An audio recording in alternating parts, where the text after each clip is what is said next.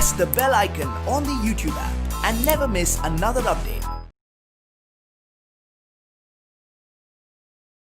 ವಿದ್ಯಾರ್ಥಿಗಳೇ, ನಾವು ಕಳೆದ ತರಗತಿಯಲ್ಲಿ ಈ ಭೂಗೋಳಶಾಸ್ತ್ರ ವಿಭಾಗಕ್ಕೆ ಸಂಬಂಧಪಟ್ಟಂಗೆ ಇಲ್ಲಿ ಭಾರತದ ಕೈಗಾರಿಕೆಗಳು ಎಂಬ ಅಧ್ಯಯನದಲ್ಲಿ ಕೈಗಾರಿಕೆಯ ಒಂದು ಅರ್ಥ, ಪ್ರಾಮುಖ್ಯತೆ, ಇನ್ನು ಕೈಗಾರಿಕೆಗಳ ಸ್ಥಾಪನೆಯಲ್ಲಿ ಸ್ಥಾನೀಕರಣದ ಅಂಶಗಳು ಯಾವ ರೀತಿಯಾಗಿ ಪಾತ್ರವನ್ನ ನಿರ್ವಹಿಸ್ತಾ ಇದ್ದಾವೆ, ಇನ್ನು ಭಾರತದ ಕೈಗಾರಿಕಾ ವಲಯಗಳು ಅಂತ ಗೊತ್ತಾಯ್ತು. ಇನ್ನು ಇವತ್ತಿನ ತರಗತಿಯಲ್ಲಿ ನೋಡೋದಾದ್ರೆ ಭಾರತದಲ್ಲಿ ಕಂಡುಬರ್ತಕ್ಕಂಥ ಪ್ರಮುಖವಾದ ಕೈಗಾರಿಕೆಗಳು. ಈ ಕೈಗಾರಿಕೆಗಳು ಯಾವ್ಯಾವ ಅನ್ನೋದಾದ್ರೆ ಇಲ್ಲಿ ಮೊದಲೇದಾಗಿರ್ತಕ್ಕಂಥ ಕಬ್ಬಿಣ ಮತ್ತು ಉಕ್ಕು ಕಾರ್ಖಾನೆ ಅಂತ ಕರಿತಾ ಇದ್ವಿ. ಇನ್ನು ಎರಡನೇದಾಗಿರ್ತಕ್ಕಂಥ ಅಲ್ಯೂಮಿನಿಯಂ ಕೈಗಾರಿಕೆಗಳು ಅಂತ ಕರಿತೀವಿ. ಇನ್ನು ಮೂರನೇದು ಹತ್ತಿ ಬಟ್ಟೆ ಕೈಗಾರಿಕೆಗಳು ಅಂತ ಕರಿತೀವಿ. ನೆಕ್ಸ್ಟ್ ಇಲ್ಲಿ ಕಾಗದ ಕಾರ್ಖಾನೆಗಳು, ಇದೇ ರೀತಿಯಾಗಿ ಜ್ಞಾನ ಆಧಾರಿತ ಕೈಗಾರಿಕೆಗಳು, ಹತ್ತಿ ಬಟ್ಟೆ ಕೈಗಾರಿಕೆಗಳು, ಈ ರೀತಿಯಾಗಿ ಅನೇಕ ಕೈಗಾರಿಕೆಗಳ ಬಗ್ಗೆ ನಾವು ಸವಿವರವಾಗಿ ತಿಳಿತಾ ಬರಬೇಕಾಗುತ್ತೆ.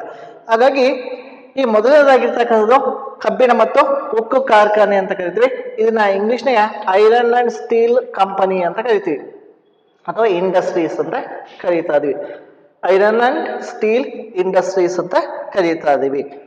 ನಮ್ಮ ಭಾರತದಲ್ಲಿ ಕಬ್ಬಿಣ ಮತ್ತು ಉಕ್ಕು ಕಾರ್ಖಾನೆಗಳನ್ನ ನೋಡೋದಾದ್ರೆ ನಾವು ಕಳೆದ ತರಗತಿಯಲ್ಲಿ ಹೇಳಿದಾಗೆ ಭಾರತದಲ್ಲಿ ಕಂಡುಬರ್ತಕ್ಕಂಥ ಕೈಗಾರಿಕೆಗಳಲ್ಲಿ ಪ್ರಮುಖವಾಗಿ ಎರಡು ಪ್ರಕಾರಗಳಲ್ಲಿ ವಿಂಗಡಣೆ ಮಾಡಿದ್ವಿ. ಇಲ್ಲಿ ಮೊದಲೇದಾಗಿರ್ತಕ್ಕಂಥ ಕೃಷಿ ಆಧಾರಿತ ಕೈಗಾರಿಕೆಗಳು ಅಂತ ಹೇಳಿದ್ವಿ. ಇನ್ನು ಎರಡನೇದು ಖನಿಜ ಆಧಾರಿತ ಕೈಗಾರಿಕೆಗಳು.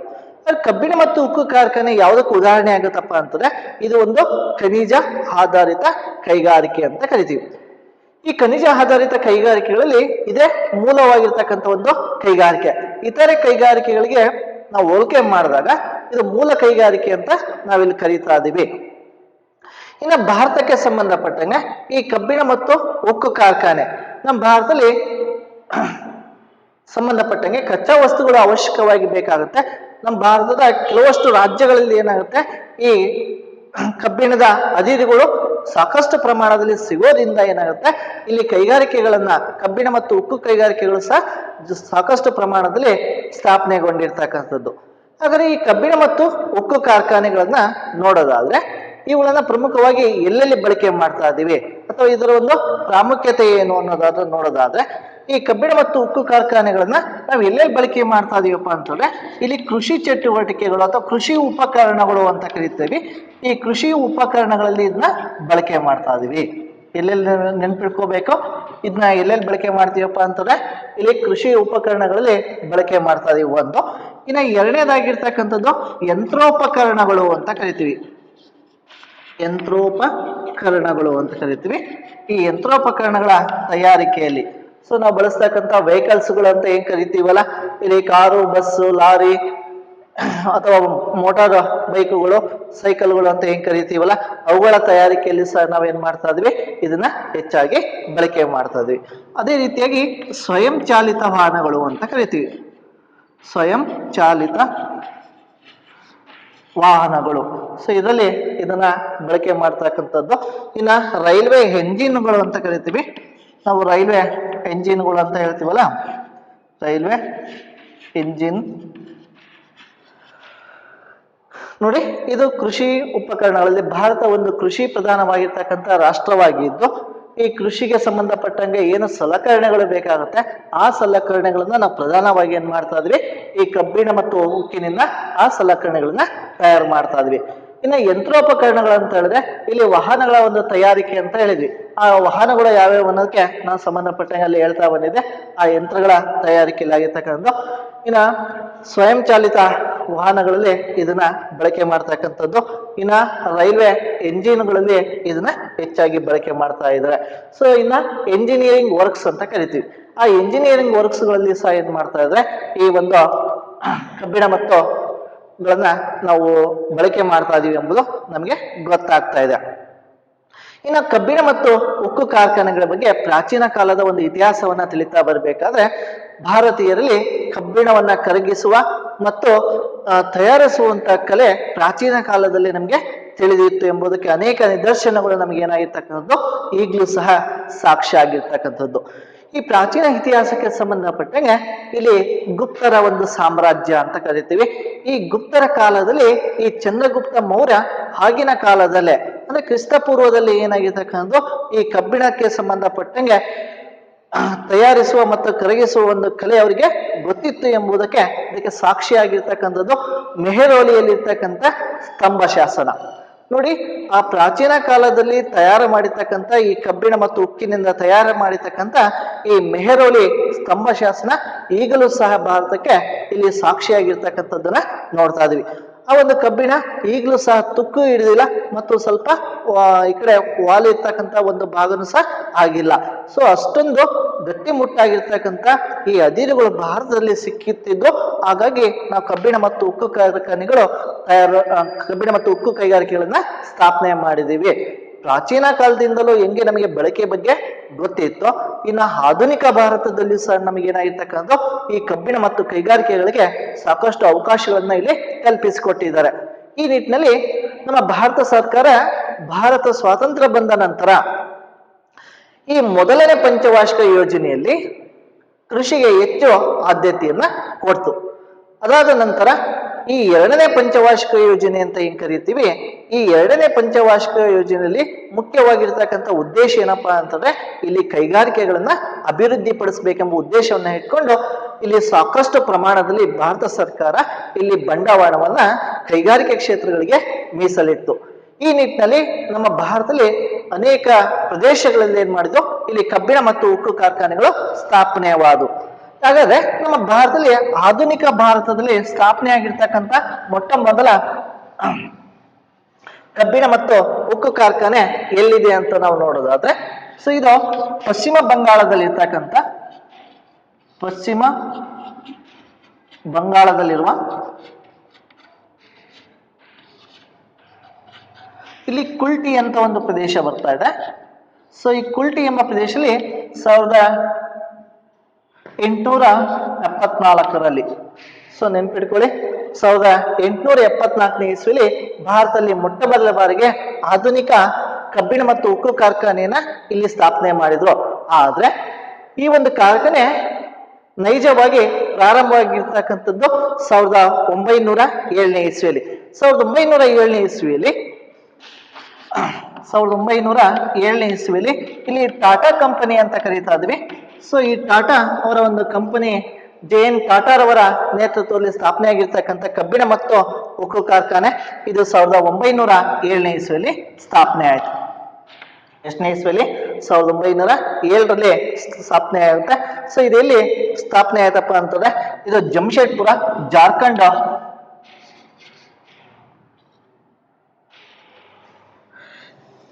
ಇಲ್ಲಿ ಜಾರ್ಖಂಡ್ ಸ್ಟೇಟ್ ಅಂತ ಕರಿತೀವಲ್ಲ, ಸೊ ಈ ಒಂದು ಜಾರ್ಖಂಡ್ ಸ್ಟೇಟ್ ಅಲ್ಲಿ ಇದು ಸ್ಥಾಪನೆ ಆಗಿರ್ತಕ್ಕಂಥದ್ದು. 1907ನೇ ಇಸ್ವಿಯಲ್ಲಿ ಪಶ್ಚಿಮ ಬಂಗಾಳದಲ್ಲಿ ಮೊದಲೇ ಪ್ರಾರಂಭಿಸಿದ್ರು ಸಹ ಇಲ್ಲಿ ಆಧುನಿಕ ಕೈಗಾರಿಕೆಗಳು ಮೊದಲು ಪ್ರಾರಂಭವಾಗಿದ್ದು ಎಲ್ಲಪ್ಪ ಅಂತಂದ್ರೆ ಈ ಜಮ್ಶೆಡ್ಪುರ ಅಂತ ಹೇಳ್ತೀವಿ. ಇದು ಯಾವ ಸ್ಟೇಟ್ ಅಲ್ಲಿ ಕಂಡು ಬರುತ್ತಪ್ಪ ಅಂತಂದ್ರೆ ಇಲ್ಲಿ ಜಾರ್ಖಂಡ್ ಸ್ಟೇಟ್ ಅಲ್ಲಿ ಕಂಡು ಬರ್ತಾ ಇದೆ. ಈ ಕಂಪನಿ ಹೆಸರು ಏನಪ್ಪಾ ಅಂತಂದ್ರೆ ಟಾಟಾ ಕಂಪನಿ ಅಂತ ಕರಿತೀವಿ.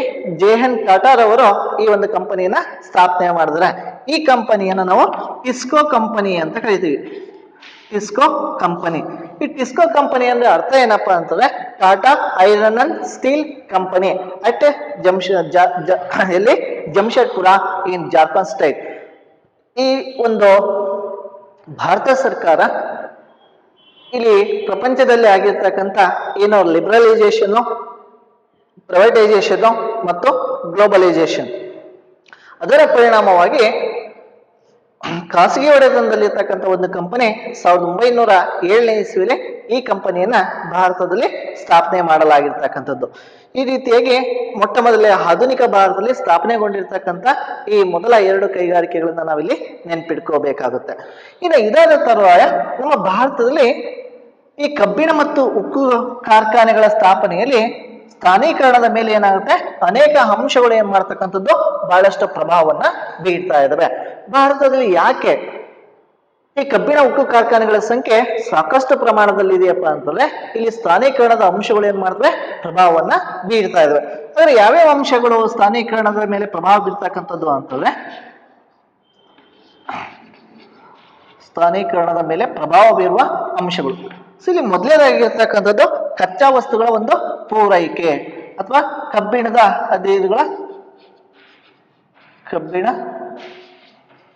ಅದಿರುಗಳ ಸರಬರಾಜು ಅಂತ ಕರಿತೀವಿ. ನೋಡಿ, ನಮ್ಮ ಭಾರತದಲ್ಲಿ ಕಬ್ಬಿಣ ಮತ್ತು ಉಕ್ಕು ಕಾರ್ಖಾನೆಗಳ ಸಂಖ್ಯೆ ಜಾಸ್ತಿ ಇದೆ ಅಂತ ಹೇಳಿದ್ರೆ ಅದಕ್ಕೆ ಕಾರಣ ಏನಾಗಿರ್ತಕ್ಕಂಥದ್ದು ಕಬ್ಬಿಣದ ಅದಿರುಗಳು. ಸೊ ನಮಗೆ ಕಬ್ಬಿಣದ ಅದಿರುಗಳಲ್ಲಿ ಬಂದಾಗ ಹೇಮಾಟೈಟು, ಮ್ಯಾಗ್ನೆಟೈಟು ಪ್ರಮುಖವಾಗಿ ಹೇರಳವಾಗಿ ಸಿಗ್ತಾ ಇದೆ. ಈ ಒಂದು ಅದಿರುಗಳನ್ನ ಪಡ್ಕೊಂಡು ನಾವೇನ್ ಮಾಡ್ತಾ ಇದೀವಿ, ಇಲ್ಲಿ ಕಬ್ಬಿಣ ಮತ್ತು ಉಕ್ಕು ಕಾರ್ಖಾನೆಗಳನ್ನ ಸ್ಥಾಪನೆ ಮಾಡಿದೀವಿ. ಇದು ಒಂದು. ಇನ್ನು ಎರಡನೇದಾಗಿರ್ತಕ್ಕಂಥದ್ದು ಇಲ್ಲಿ ಶಕ್ತಿಯ ಸಂಪನ್ಮೂಲಗಳಾದ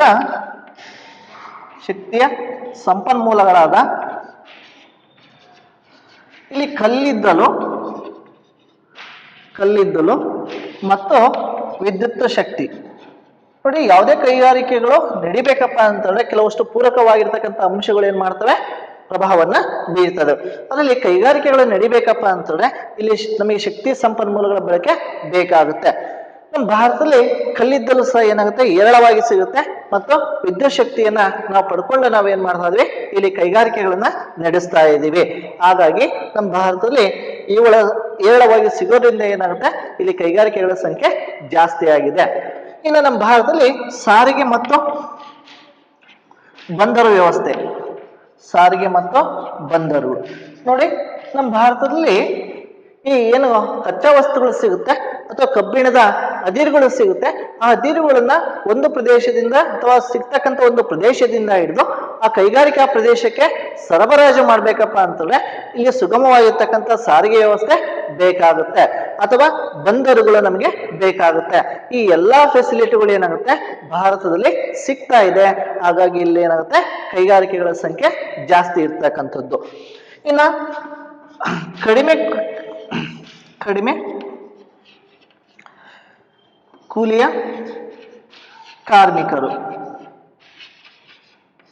ಕಾರ್ಮಿಕರ ಲಭ್ಯತೆ ಅಂತ ಕರಿತೀವಿ. ನೋಡಿ, ಯಾವುದೇ ಕೈಗಾರಿಕೆಗಳು ಅಭಿವೃದ್ಧಿಯನ್ನ ಹೊಂದಬೇಕಪ್ಪ ಅಂತ ಹೇಳಿದ್ರೆ ಸೊ ಅಲ್ಲಿ ಕಾರ್ಮಿಕರು ಬೇಕಾಗುತ್ತೆ. ಆ ಕಾರ್ಮಿಕರು ಕಡಿಮೆ ಕೂಲಿಯಲ್ಲಿ ಸಿಗ್ತಕ್ಕಂಥ ಕಾರ್ಮಿಕರು ನಮ್ಮ ಭಾರತದಲ್ಲಿ ಜಾಸ್ತಿ ಪ್ರಮಾಣದಲ್ಲಿ ಸಿಗೋದ್ರಿಂದ ಏನಾಗುತ್ತೆ, ಇಲ್ಲಿ ಕೈಗಾರಿಕೆಗಳು ಯಶಸ್ವಿಯಾಗಿ ನಡೀತಾ ಇದೆ. ಇನ್ನು ನೀರಿನ ಒಂದು ಪೂರೈಕೆ ಅಂತ ಹೇಳ್ತೀವಿ, ಅದು ಸಹ ನಮ್ಮ ಭಾರತದಲ್ಲಿ ಅನೇಕ ನದಿಗಳು ಹರಿಯೋದ್ರಿಂದ ಏನಾಗುತ್ತೆ, ಈ ಕೈಗಾರಿಕೆಗಳ ಒಂದು ಸ್ಥಾಪನೆಗೆ ಬಹಳಷ್ಟು ಪ್ರಭಾವನ ಬೀರ್ತಾ ಇದೆ. ಈಗ ಉದಾಹರಣೆಯಾಗಿ ಹೂಗ್ಲಿ ಅಂತ ನಾವೇನ್ ಹೇಳ್ತಾ ಇದ್ವಿ, ಆಗ್ಲಿ ಸಂಬಂಧಪಟ್ಟಂಗೆ ಇಲ್ಲಿ ಪಶ್ಚಿಮ ಬಂಗಾಳದಲ್ಲಿರ್ತಕ್ಕಂಥ ಈ ಕುಲ್ಟಿ ಎಂಬ ಪ್ರದೇಶ, ಏನು ಹೂಗ್ಲಿ ನದಿಯ ದಂಡೆ ಮೇಲೆ ಇರ್ತಕ್ಕಂಥ ಈ ಒಂದು ಪ್ರದೇಶ ಏನಾಗುತ್ತೆ, ಈ ಕಬ್ಬಿಣ ಮತ್ತು ಉಕ್ಕು ಕಾರ್ಖಾನೆಗಳ ಒಂದು ಸ್ಥಾಪನೆಗೆ ಬಹಳಷ್ಟು ಪ್ರಭಾವವನ್ನ ಬೀರ್ತಾ ಇದೆ. ಇನ್ನು ಬಂಡವಾಳ ಅಂತ ಕರೀತಾ ಇದ್ವಿ, ಬಂಡವಾಳ ಮತ್ತು ಮಾರುಕಟ್ಟೆ ವ್ಯವಸ್ಥೆ.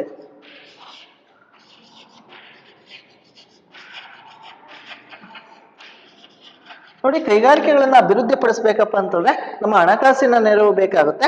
ಈ ಹಣಕಾಸಿನ ನೆರವನ್ನ ಭಾರತ ಸರ್ಕಾರ ಈ ಪಂಚವಾರ್ಷಿಕ ಯೋಜನೆಗಳ ಮುಖಾಂತರವಾಗಿ ಯಾರು ಸ್ವಯಂ ಉದ್ಯೋಗಗಳನ್ನ ಕೈಗೊಳ್ತಾ ಇದ್ರೋ ಅವ್ರಿಗೆ ಬೇಕಾಗಿರ್ತಕ್ಕಂಥ ಹಣಕಾಸಿನ ನೆರವನ್ನ ಕೊಡುವುದರ ಮುಖಾಂತರವಾಗಿ ಕೈಗಾರಿಕೆಗಳು ಅಭಿವೃದ್ಧಿ ಹೊಂದ್ತಾ ಇದೆ. ಇನ್ನು ಸೂಕ್ತವಾಗಿರ್ತಕ್ಕಂಥ ಮಾರುಕಟ್ಟೆ ವ್ಯವಸ್ಥೆ ಭಾರತದಲ್ಲಿ ಸಿಗ್ತಾ ಇದೆ. ಯಾಕಪ್ಪ ಅಂತಂದ್ರೆ ನಮ್ಮ ಭಾರತ ಬೃಹತ್ ಪ್ರಮಾಣದ ಜನಸಂಖ್ಯೆನ ಒಳಗೊಂಡಿರ್ತಕ್ಕಂಥ ಒಂದು ರಾಷ್ಟ್ರ. ಇಲ್ಲಿ ಯಾವುದೇ ವಸ್ತುಗಳನ್ನ ಉತ್ಪಾದನೆ ಮಾಡಿದ್ರೆ ಅಂತ ಹೇಳಿದ್ರೆ ಅಥವಾ ಪ್ರಪಂಚದಲ್ಲಿ ಇರ್ತಕ್ಕಂಥ ಯಾವುದೇ ದೇಶದಲ್ಲಿ ವಸ್ತುಗಳನ್ನು ಉತ್ಪಾದನೆ ಮಾಡಿದ್ರೆ ಅಂದ್ರೆ ಇಲ್ಲಿ ಪ್ರಪಂಚದ ಉತ್ತಮ ಮಾರುಕಟ್ಟೆ ಎಲ್ಲಿದೆಯಪ್ಪ ಅಂತಂದ್ರೆ ಭಾರತದಲ್ಲಿ ಇರ್ತಕ್ಕಂಥದ್ದು. ಯಾವುದೇ ವಸ್ತುಗಳ ಮ್ಯಾನುಫ್ಯಾಕ್ಚರ್ ಆದ್ರೆ ಅದನ್ನ ಬಳಕೆ ಮಾಡ್ತಕ್ಕಂಥ ಒಂದು ವರ್ಗವು ಸಹ ಏನಾಗಿರ್ತಕ್ಕಂಥದ್ದು ಭಾರತದಲ್ಲಿದೆ. ಹಾಗಾಗಿ ಈ ಕೈಗಾರಿಕೆಗಳ ಸ್ಥಾನೀಕರಣದ ಮೇಲೆ ಅನೇಕ ಅಂಶಗಳು ಪ್ರಭಾವ ಬೀರ್ತವೆ. ಅದರಲ್ಲಿ ಒಂದು ಮಾರುಕಟ್ಟೆ ವ್ಯವಸ್ಥೆ ಸಹ ಏನಾಗುತ್ತೆ, ಪ್ರಭಾವವನ್ನ ಬೀರ್ತಾ ಇದೆ. ಇನ್ನ ರೈಲು ಸಾರಿಗೆ ನಮ್ಮ ಭಾರತದಲ್ಲಿ ಉತ್ತಮವಾಗಿರ್ತಕ್ಕಂಥದ್ದು, ಅದು ಸಹ ಬೃಹತ್ ಪ್ರಮಾಣದ ವಸ್ತುಗಳನ್ನ ಒಂದು ಪ್ರದೇಶದಿಂದ ಮತ್ತೊಂದು ಪ್ರದೇಶಕ್ಕೆ ಕೊಂಡೊಯ್ಯಲಿ ಈ ರೈಲ್ವೆ ಸಾರಿಗೆ ಸಹ ಏನಾಗುತ್ತೆ, ಸೂಕ್ತವಾಗುತ್ತೆ. ಈ ಎಲ್ಲಾ ಅಂಶಗಳ ಆಧಾರದ ಮೇಲೆ ಭಾರತದಲ್ಲಿ ಕೈಗಾರಿಕೆಗಳು ಏನಾಗುತ್ತೆ, ಸಾಕಷ್ಟು ಪ್ರಮಾಣದಲ್ಲಿ ಅಭಿವೃದ್ಧಿಯನ್ನ ಹೊಂದಿದ್ದೇವೆ ಎಂಬುದು ನಮಗೆ ಗೊತ್ತಾಗ್ತಾ ಇದೆ. ಸೊ ಇಷ್ಟು ಭಾರತದ ಕಬ್ಬಿಣ ಮತ್ತು ಉಕ್ಕು ಕೈಗಾರಿಕೆಗಳ ಮೇಲೆ ಅಥವಾ ಸ್ಥಾನೀಕರಣದ ಮೇಲೆ ಪ್ರಭಾವ ಬೀರ್ತಕ್ಕಂಥ ಅಂಶಗಳು ಅಂತ ನಾವು ನೆನ್ಪಿಟ್ಕೋಬೇಕಾಗುತ್ತೆ. ಇನ್ನು ಇದಾದ ನಂತರ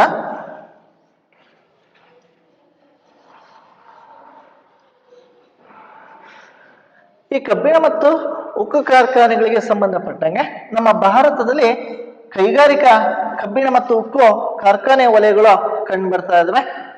ಸೊ ಇಲ್ಲಿ ಎರಡು ರೀತಿಯಾಗಿರ್ತಕ್ಕಂಥ ಕೈಗಾರಿಕಾ ವಲಯಗಳು ಕಂಡು ಬರ್ತಕ್ಕಂಥದ್ದು. ಒಂದು ಸರ್ಕಾರಿ ವಲಯದಲ್ಲಿರ್ತಕ್ಕಂಥ ಕಂಪನಿಗಳಾಗಿರ್ಬೋದು, ಇನ್ನು ಎರಡನೇದಾಗಿರ್ತಕ್ಕಂಥ ಖಾಸಗಿ ವಲಯದಲ್ಲಿರ್ತಕ್ಕಂಥ ಕೈಗಾರಿಕೆಗಳು ಆಗಿರ್ಬೋದು. ಒಟ್ಟು ನಮ್ಮ ಭಾರತದಲ್ಲಿ 14 ಕಬ್ಬಿಣ ಮತ್ತು ಉಕ್ಕು ಕಾರ್ಖಾನೆಗಳು ಪ್ರಮುಖವಾಗಿ ಕಂಡು ಬರ್ತಾ ಇದ್ದಾವೆ. ಇದರಲ್ಲಿ 4 ಏನಾಗಿರ್ತಕ್ಕಂಥದ್ದು ಖಾಸಗಿ ಒಡೆತನದಲ್ಲಿರ್ತಕ್ಕಂಥ ಕೈಗಾರಿಕೆಗಳು, ಇನ್ನು 10 ಕೈಗಾರಿಕೆಗಳು ಏನಾಗಿರ್ತಕ್ಕಂಥದ್ದು ಸರ್ಕಾರಿ ವಲಯದಲ್ಲಿ ಕಂಡು ಬರ್ತಕ್ಕಂಥ ಕೈಗಾರಿಕೆಗಳು. ನೆನ್ಪಿಟ್ಕೋಬೇಕಾ, ನಮ್ಮ ಭಾರತದಲ್ಲಿ ಕಂಡು ಬರ್ತಕ್ಕಂಥ ಕೈಗಾರಿಕೆ ಕಬ್ಬಿಣ ಮತ್ತು ಉಕ್ಕು ಕಾರ್ಖಾನೆಗಳನ್ನ 2 ವಲಯಗಳಲ್ಲಿ ನೋಡ್ತಾ ಹೋಗ್ತೀವಿ. ಒಟ್ಟು 14 ಕೈಗಾರಿಕೆಗಳು ಪ್ರಮುಖವಾಗಿ ಕಂಡು ಬರ್ತಾ ಇದಾವೆ. ಅದರಲ್ಲಿ 4 ಖಾಸಗಿ ವಲಯದಲ್ಲಿ ಕಂಡು ಬರ್ತಕ್ಕಂಥ ಕಬ್ಬಿಣ ಮತ್ತು ಉಕ್ಕು ಕಾರ್ಖಾನೆಗಳು ಅಂತ ಕರಿತೀವಿ. ಇನ್ನು 10 ಏನಾಗಿರ್ತಕ್ಕಂಥದ್ದು ಸರ್ಕಾರಿ ಒಡೆತನದಲ್ಲಿ ಕಂಡು ಬರ್ತಕ್ಕಂಥ ಕೈಗಾರಿಕೆಗಳು ಅಂತ ಕರೀತಾ ಇದ್ವಿ. ಸೊ ಈಗ ಮೊದಲನೇದಾಗಿರ್ತಕ್ಕಂಥದ್ದನ್ನ ನಾವು ಖಾಸಗಿ ವಲಯದಲ್ಲಿ ಕಂಡು ಬರ್ತಕ್ಕಂಥ ಪ್ರಮುಖವಾದ ಕೈಗಾರಿಕೆಗಳು ಎಲ್ಲೆಲ್ಲಿದ್ದಾವೆ, ಯಾವ ರಾಜ್ಯದಲ್ಲಿ ಕಂಡು ಬರ್ತಾ ಇದ್ದೇವೆ ಅಂತ ಇಲ್ಲಿ ನೋಡ್ತಾ ಹೋಗೋಣ. ನಮ್ಗೆ ಆಗಲೇ ಗೊತ್ತಿರುವ ಹಾಗೆ ಖಾಸಗಿ ಒಡೆತನದಲ್ಲಿ ಕಂಡು ಬರ್ತಕ್ಕಂಥ ಮೊಟ್ಟ ಮೊದಲನೇ ಒಂದು ಕಬ್ಬಿಣ ಮತ್ತು ಉಕ್ಕು ಕಾರ್ಖಾನೆ ಅಂತಂದ್ರೆ ಟಾಟಾ ಕಬ್ಬಿಣ ಮತ್ತು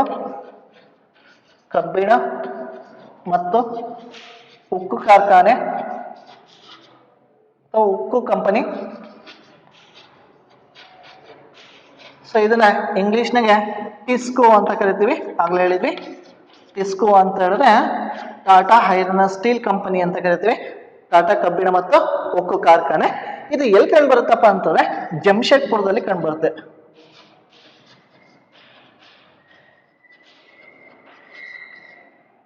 ಅಥವಾ ಯಾವ ಸ್ಟೇಟ್ ಅಂತ ಹೇಳಿದ್ರೆ ಸ್ಟೇಟ್ ಅನ್ನು ನೆನ್ಪಿಟ್ಕೊಂಬೇಡ, ನಾವು ಇಲ್ಲಿ ಜಾರ್ಖಂಡ್ ಸ್ಟೇಟ್ ಅಲ್ಲಿ ಕಂಡು ಬರುತ್ತೆ. ಯಾವ ಸ್ಟೇಟು? ಇಲ್ಲಿ ಜಾರ್ಖಂಡ್ ಸ್ಟೇಟ್ ಅಲ್ಲಿ ಕಂಡು ಬರುತ್ತೆ. ನಾವು ಆಗ್ಲೇ ಹೇಳ್ದಂಗೆ ಇಲ್ಲಿ ಜೆ.ಎನ್. ಟಾಟಾ ಅಂತ ಹೇಳಿದಿವಲ್ಲ, 1907ನೇ ಇಸ್ವಿಯಲ್ಲಿ ಭಾರತದಲ್ಲಿ ಏನು ಸ್ಥಾಪನೆ ಆಗುತ್ತೋ ಆ ಒಂದು ಕಾರ್ಖಾನೆ ಯಾರ ನೇತೃತ್ವದಲ್ಲಿ? ಜೆ.ಎನ್. ಟಾಟಾ. ಹಾಗಾಗಿ ಇದನ್ನ ಟಿಸ್ಕೋ ಕಂಪನಿ ಅಂತ ಕರಿತೀವಿ, ಟಾಟಾ ಐರನ್ ಸ್ಟೀಲ್ ಕಂಪನಿ. ಇಲ್ಲಿ ಜಮ್ಶೆಡ್ಪುರದಲ್ಲಿರ್ತಕ್ಕಂಥ ಜಾರ್ಖಂಡ್ ಸ್ಟೇಟ್ 1. ಇನ್ನು ಎರಡನೇದಾಗಿರ್ತಕ್ಕಂಥದ್ದು ಜಿಂದಾಲ್ ವಿಜಯನಗರ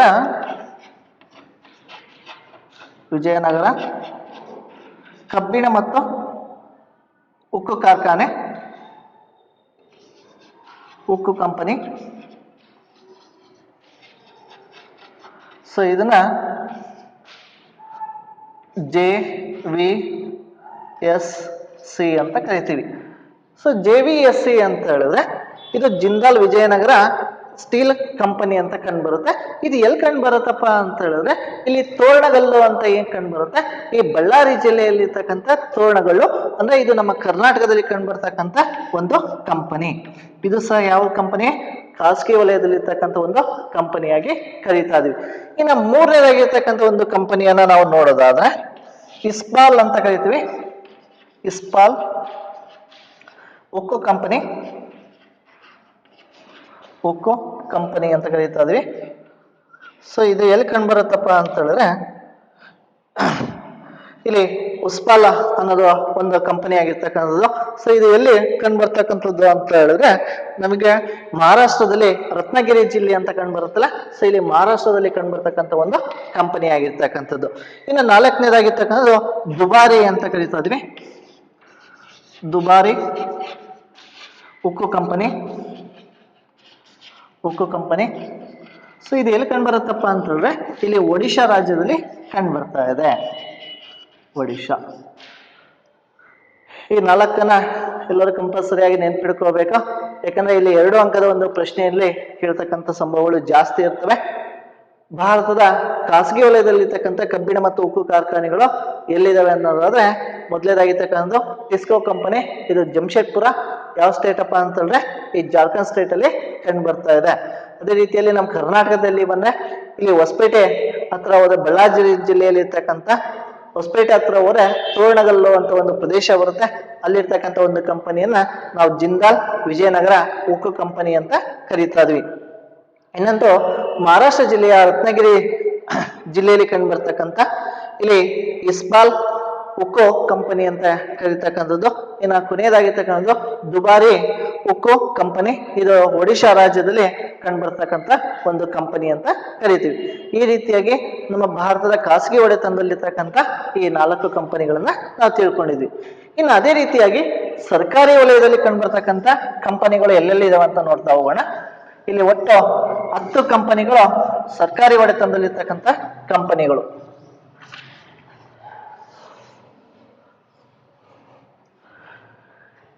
ಇಲ್ಲಿ ಮೊದಲೇದಾಗಿರ್ತಕ್ಕಂಥ ಒಂದು ಕಂಪನಿ ಯಾವ್ದಪ್ಪ ಅಂತಂದ್ರೆ ಇಲ್ಲಿ ಇಸ್ಕೋ ಅಂತ ಕರೀತಾ ಇದೀವಿ.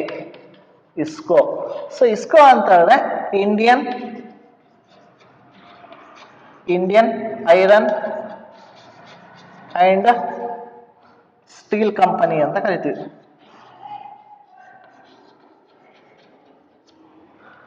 ನೋಡಿ, ಇದು ಸರ್ಕಾರಿ ಒಡೆತನ ಅಥವಾ ಗೌರ್ಮೆಂಟ್ ಅಂತ ಏನ್ ಕರಿತೀವಲ್ಲ, ಈ ಒಂದು ಕಂಪನಿ ಅಂತ ಕರಿತಾ ಇದ್ವಿ. ಇದು ಎಲ್ಲಿ ಕಂಡು ಬರುತ್ತಪ್ಪ ಅಂತಂದ್ರೆ ಇದು ವೆಸ್ಟ್ ಬೆಂಗಾಲ್ ಸ್ಟೇಟ್ ಅಲ್ಲಿ ಕಂಡು ಬರ್ತಕ್ಕಂಥ ಒಂದು ಕಂಪನಿ, ಪಶ್ಚಿಮ ಬಂಗಾಳ ರಾಜ್ಯದಲ್ಲಿ ಕಂಡು ಬರುತ್ತೆ. ಇದು ಸರ್ಕಾರಿ ಒಡೆತನ ಒಂದು.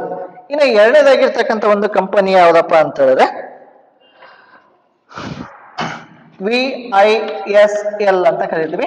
ನಮಗೆಲ್ಲ ಗೊತ್ತಿರುವಾಗೆ ಕರ್ನಾಟಕದಲ್ಲಿ ಇರ್ತಕ್ಕಂಥ ಒಂದು ಕಬ್ಬಿಣ ಮತ್ತು ಉಕ್ಕು ಕಾರ್ಖಾನೆ, ಇಲ್ಲಿ Visvesvaraya iron and steel company ಅಂತ ಕರೀತಾ ಇದ್ವಿ.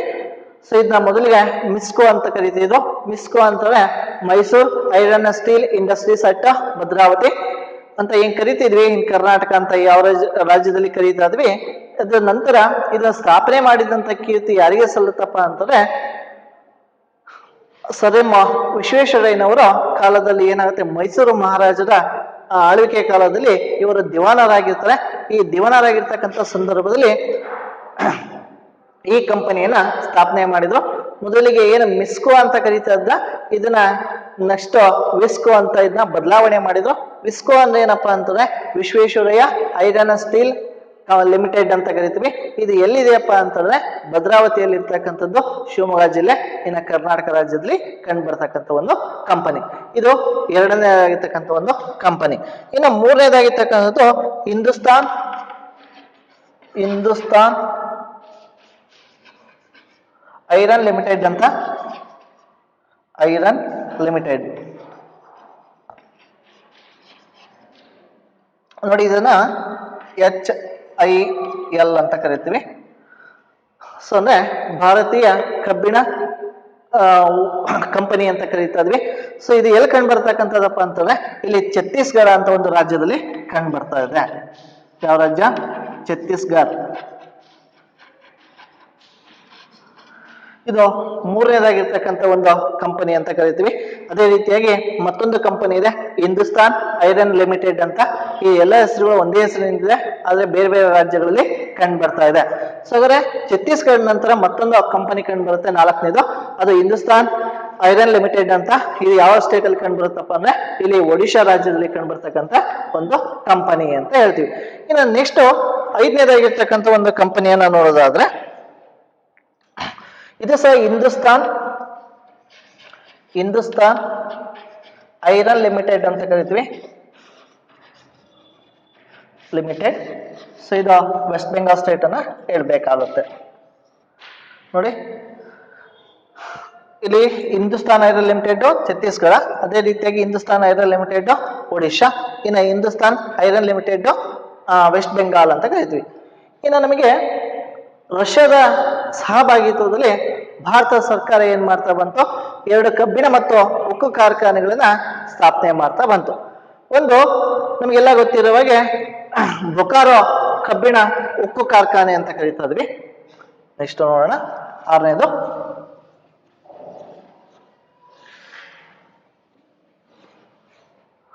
ಸಿಕ್ಸ್ತ್ ಬಂತು ಬೊಕಾರೋ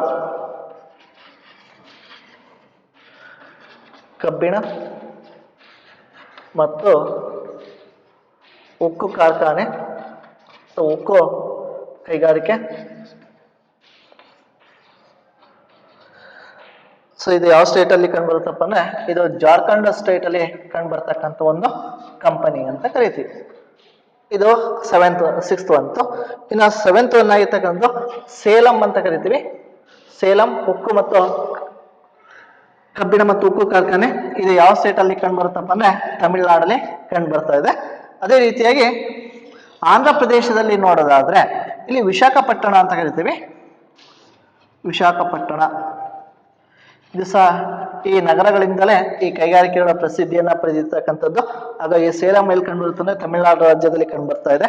ಇನ್ನು ನೆಕ್ಸ್ಟ್ ವಿಶಾಖಪಟ್ಟಣ ಅಂತ ಕರಿತೀವಿ. ಇದು ಆಂಧ್ರ ಪ್ರದೇಶದಲ್ಲಿ ಕಂಡು ಬರ್ತಕ್ಕಂಥ ಒಂದು ಕಂಪನಿ ಅಂತ ಕರಿತೀವಿ. ಇನ್ನು 9ನೇದಾಗಿರ್ತಕ್ಕಂಥದ್ದು ದಾಯಿತರಿ ಅಂತ ಕರಿತೀವಿ. ದಾಯಿತರಿ ಇದು ಸಹ ಎಲ್ಲಿ ಕಂಡು ಬರುತ್ತಂದ್ರೆ ಒಡಿಶಾ ಸ್ಟೇಟ್ ಅಲ್ಲಿ ಕಂಡು ಬರ್ತಾ ಇದೆ. ನೋಡಿ ಈ ರೀತಿಯಾಗಿ ಇಲ್ಲಿ 10 ಸರ್ಕಾರಿ ವಲಯದಲ್ಲಿರ್ತಕ್ಕಂಥ ಕಬ್ಬಿಣ ಮತ್ತು ಉಕ್ಕು ಕಾರ್ಖಾನೆಗಳು ಇಲ್ಲಿ ಕಂಡು ಬರ್ತಕ್ಕಂಥದ್ದು. ಇಲ್ಲಿ ಒಡಿಶಾದಲ್ಲಿ ಬಂದಾಗ 2 ಕೈಗಾರಿಕೆಗಳು ಕಂಡು ಬರ್ತಾ ಇದಾವೆ. ಹಾಗಾಗಿ ಇಲ್ಲಿ ಒಟ್ಟು 10 ಕೈಗಾರಿಕೆಗಳನ್ನ ನಾವೇನ್ ಮಾಡ್ತೀವಿ ನೆನ್ಪಿಡಬೇಕಾಗುತ್ತೆ. ಇನ್ನು ಭಾರತ ಕಬ್ಬಿಣ ಮತ್ತು ಉಕ್ಕು ಕಾರ್ಖಾನೆ ಉತ್ಪಾದನೆಯಲ್ಲಿ ನೋಡ್ತಾ ಬಂದಾಗ ಪ್ರಪಂಚದಲ್ಲಿ ಎಷ್ಟನೇ ಸ್ಥಾನದಲ್ಲಿ ಇರ್ತಕ್ಕಂಥದ್ದಪ್ಪ ಅಂತಂದ್ರೆ ಇಲ್ಲಿ 8ನೇ ಸ್ಥಾನದಲ್ಲಿ ಇರ್ತಕ್ಕಂಥ ಒಂದು ರಾಷ್ಟ್ರ. ನಮ್ಮ ಭಾರತದಲ್ಲಿ ಹೇರಳವಾಗಿ ಕಬ್ಬಿಣ ಮತ್ತು ಉಕ್ಕಿಗೆ ಸಂಬಂಧಪಟ್ಟಂಗೆ ಅದಿರುಗಳು ಏನಾಗುತ್ತೆ ಸಾಕಷ್ಟು ಪ್ರಮಾಣದಲ್ಲಿ ಸಿಗ್ತಾ ಇದಾವೆ. ಆದ್ರೆ ನಾವು ಅವುಗಳನ್ನ ಬಳಕೆ ಮಾಡ್ತಕ್ಕಂಥ ಪ್ರಮಾಣ ಏನಾಗಿದೆ ಕಡಿಮೆಯಾಗಿದೆ. ಹಾಗಾಗಿ ನಮ್ಮ ಭಾರತದಲ್ಲಿ ಸಿಗ್ತಕ್ಕಂಥ ಈ ಕಬ್ಬಿಣದ ಅದಿರುಗಳನ್ನ ನಾವೇನ್ ಮಾಡ್ತೀವಿ ವಿದೇಶಗಳಿಗೆ ಕಳಿಸಿಕೊಟ್ಟು ನಾವು ಅಲ್ಲಿ ಸಹ ರಾಷ್ಟ್ರದ ಆದಾಯವನ್ನ ಹೆಚ್ಚಳ ಮಾಡ್ತಾ ಇದ್ವಿ. ಹಾಗಾಗಿ ಪ್ರಮುಖವಾಗಿ ಇಲ್ಲಿ ಬ್ರಿಟನ್ ಅಂತ ರಾಷ್ಟ್ರ, ಅಮೆರಿಕ ಸಂಯುಕ್ತ ಸಂಸ್ಥಾನಗಳು, ಜಪಾನ್, ಜರ್ಮನಿ ಮುಂತಾದ ರಾಷ್ಟ್ರಗಳಿಗೆ ನಾವೇನ್ ಮಾಡ್ತಾ ಇದ್ವಿ ಈ ಕಬ್ಬಿಣದ ಅದಿರುಗಳನ್ನ ವಿದೇಶಗಳಿಗೆ ಕಳಿಸ್ಕೊಡ್ತಾ ಇದ್ವಿ. ನಾವು ಏನು ರಫ್ತನ್ನ ಮಾಡ್ತೀವಿ ಕಬ್ಬಿಣದ ಅದಿರುಗಳನ್ನ ಅವು ಸಂಪೂರ್ಣವಾಗಿ ನಮ್ಮ ಭಾರತದಲ್ಲಿ ಬಳಕೆ ಮಾಡಿದ್ರೆ ಅಂದ್ರೆ ಕೈಗಾರಿಕೆಗಳನ್ನ ನಾವು ಇನ್ನೂ ಸಹ ಸಾಕಷ್ಟು ಪ್ರಮಾಣದಲ್ಲಿ ಆರಂಭಗೊಳಿಸಿದ್ರೆ ನಾವೇನ್ ಮಾಡ್ಬೋದು ಕಬ್ಬಿಣದ ಉತ್ಪಾದನೆಯಲ್ಲಿ 1ನೇ ಸ್ಥಾನವನ್ನ ಪಡೆದು ನಮ್ಮ ರಾಷ್ಟ್ರ ಆರ್ಥಿಕ ಅಭಿವೃದ್ಧಿಯಲ್ಲಿ 1ನೇ ಸ್ಥಾನ ತಲುಪುವುದಕ್ಕೆ ಸಹಾಯವಾಗುತ್ತೆ. ಈ ನಿಟ್ಟಿನಲ್ಲಿ ಸರ್ಕಾರಗಳು ಸಹ ಏನ್ ಮಾಡ್ತಾ ಇದಾವೆ ಸಾಕಷ್ಟು ರೀತಿಯಾಗಿರ್ತಕ್ಕಂಥ ಬಂಡವಾಳವನ್ನ ಕೈಗಾರಿಕೆಗಳಿಗೆ ಹೂಡ್ತಕ್ಕಂಥದ್ದನ್ನ ನೋಡ್ತಾ ಇದೀವಿ. ಇಷ್ಟು ಸರ್ಕಾರಿ ಒಡೆತನದಲ್ಲಿರ್ತಕ್ಕಂಥ ಕಬ್ಬಿಣ ಮತ್ತು ಉಕ್ಕು ಕಾರ್ಖಾನೆಗಳು ಅಂತ ಕರೀತಾ ಇದ್ವಿ. ಇನ್ನು ಇದಾದ ತರುವಾಯ ನಮ್ಗೆ ಕಂಡು ಬರ್ತಕ್ಕಂಥದ್ದು ಭಾರತದಲ್ಲಿ ಅಲ್ಯೂಮಿನಿಯಂ ಕೈಗಾರಿಕೆಗಳು ಅಂತ ಸೆಕೆಂಡ್ ಒನ್ ಯಾವುದು ಅಲ್ಯೂಮಿನಿಯಂ ಕೈಗಾರಿಕೆಗಳು.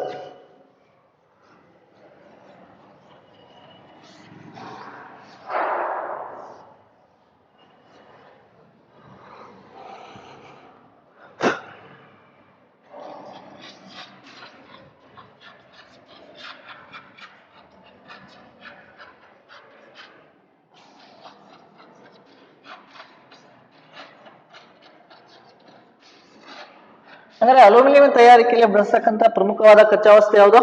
ಇದಕ್ಕೆ ಸಂಬಂಧಪಟ್ಟಂಗೆ ಖನಿಜ ಮತ್ತು ಶಕ್ತಿಯ ಸಂಪನ್ಮೂಲಗಳು ಎಂಬ ಅಧ್ಯಯನದಲ್ಲಿ ತಿಳ್ಕೊಂಡಿದ್ವಿ.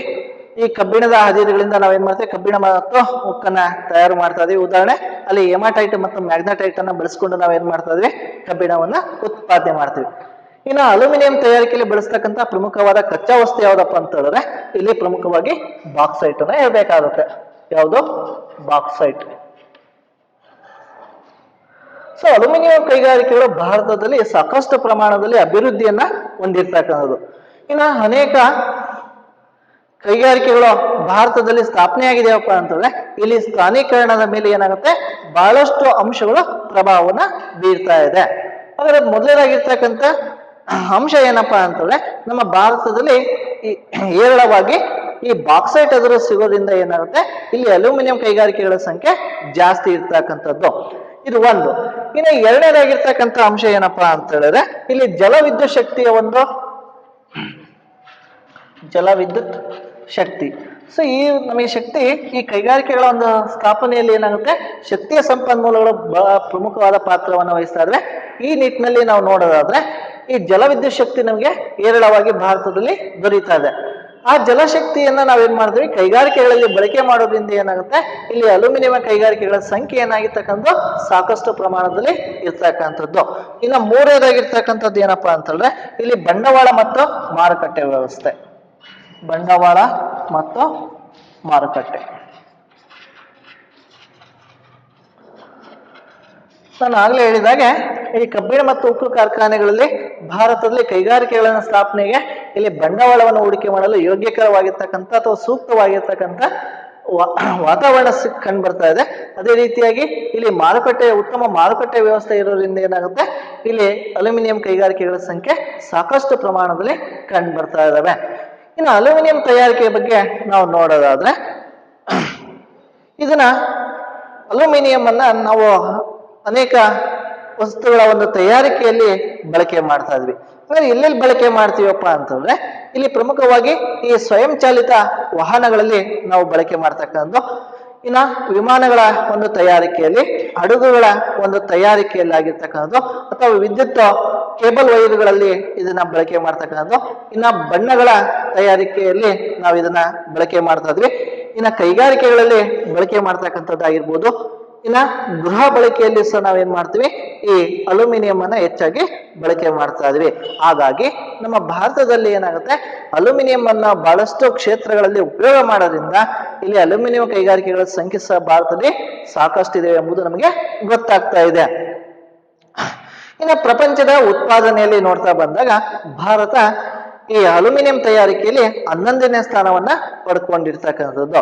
ಅಂದ್ರೆ ನಮ್ಮ ಭಾರತದಲ್ಲಿ ಬಾಕ್ಸೈಟ್ ಏನಾಗುತ್ತೆ, ಜಾಸ್ತಿ ಪ್ರಮಾಣದಲ್ಲಿ ಸಿಗ್ತಾ ಇದೆ. ಆದ್ರೆ ಇಲ್ಲಿ ಏನಾಗುತ್ತೆ, ಕೈಗಾರಿಕೆಗಳ ಸಂಖ್ಯೆ ಕಡಿಮೆ ಇರೋದ್ರಿಂದ ಇದು ಉತ್ಪಾದನೆ ಮಟ್ಟ ಕಡಿಮೆ ಇದೆ ಎಂಬುದು ನಮಗೆ ಗೊತ್ತಾಗ್ತಾ ಇದೆ. ಈ ನಿಟ್ಟಿನಲ್ಲಿ ನಾವು ಅಲ್ಯೂಮಿನಿಯಂ ಕೈಗಾರಿಕೆಗಳ ಸಂಖ್ಯೆಯನ್ನ ಹೆಚ್ಚಳ ಮಾಡಿದ್ರೆ ನಮ್ಮ ಭಾರತಕ್ಕೆ ಬೇಕಾಗಿರ್ತಕ್ಕಂಥ ಅಲ್ಯೂಮಿನಿಯಂ ಅನ್ನ ನಾವು ಸಾಕಷ್ಟು ಪ್ರಮಾಣದಲ್ಲಿ ಉತ್ಪಾದನೆ ಮಾಡಿ ಇನ್ನು ರಫ್ತನ್ನು ಸಹ ನಾವೇನ್ ಮಾಡ್ಬೋದು, ಉತ್ತೇಜನಗೊಳಿಸಬಹುದು. ಇನ್ನು ಇದಕ್ಕೆ ಸಂಬಂಧಪಟ್ಟಂಗೆ ನಮ್ಮ ಭಾರತದಲ್ಲಿ ಈ ಅಲ್ಯೂಮಿನಿಯಂ ಕೈಗಾರಿಕೆಗಳು ಒಟ್ಟಾಗಿ 9 ಅಲ್ಯೂಮಿನಿಯಂ ಕೈಗಾರಿಕೆಗಳು ಕಂಡು ಬರ್ತಾ ಇದಾವೆ. ಅವು ಎಲ್ಲೆಲ್ಲಿ ಕಂಡು ಬರ್ತವೆ ಅಂತ ಒಂದ್ ಸ್ವಲ್ಪ ಇಲ್ಲಿ ನೋಡ್ತಾ ಹೋಗೋಣ.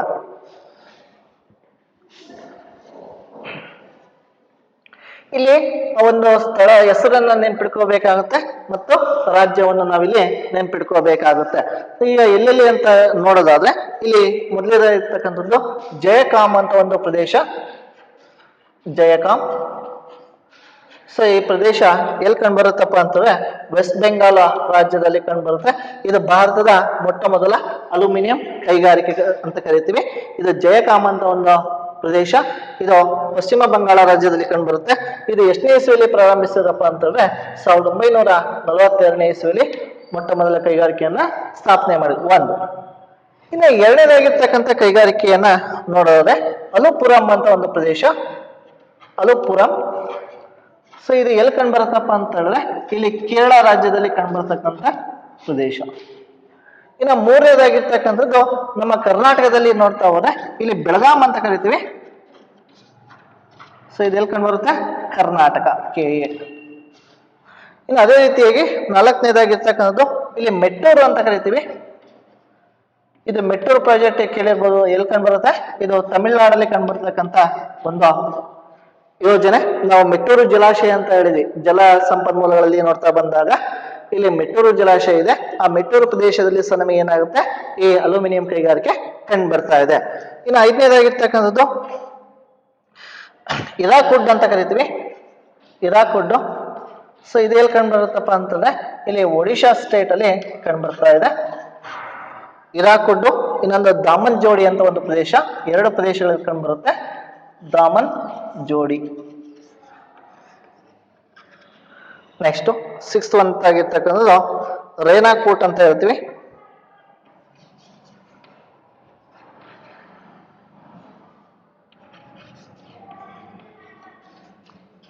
ಈ ರೇನಾಕೂಟು. ಸೊ ಇದು ಎಲ್ಲಿ ಕಂಡು ಬರುತ್ತಪ್ಪ ಅಂದ್ರೆ ಉತ್ತರ ಪ್ರದೇಶದಲ್ಲಿ ಕಂಡು ಬರ್ತಾ ಇದೆ. ಇನ್ನು ಕೊರಬಾ ಅಂತ ಬರುತ್ತೆ. ಕೊರಬಾ ಇದು ಛತ್ತೀಸ್ಗಢ ಸ್ಟೇಟ್ ಅಲ್ಲಿ, ಛತ್ತೀಸ್ಗಢ. ಇನ್ನು ನೆಕ್ಸ್ಟ್ 8ನೇದಾಗಿರ್ತಕ್ಕಂಥದ್ದು ರತ್ನಗಿರಿ ಜಿಲ್ಲೆ.